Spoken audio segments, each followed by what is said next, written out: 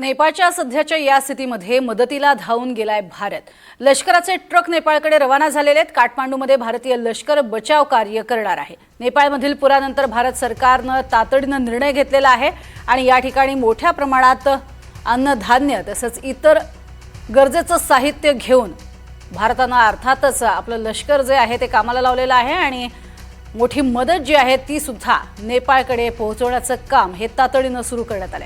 त्यामुळे काठमांडूमध्ये आता भारतीय लष्कर हे बचाव कार्यासाठी दाखल होईल। या ठिकाणी मदत केली जाईल।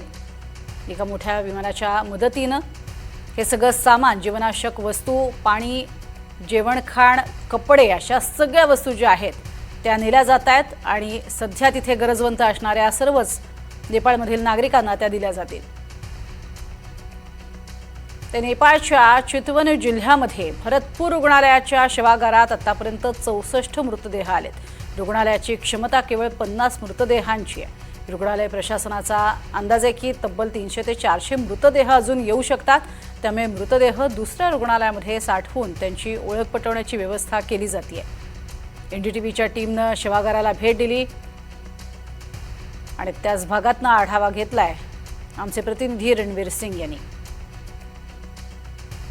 इस वक्त नेपाल के चितवन जिले में हूँ और चितवन जिले में मेरे टीम जो अस्पताल है ये अस्पताल है जो नदी के बिल्कुल पास का सरकारी अस्पताल है और यहाँ पर 64 डेड बॉडीज लाई गई हैं।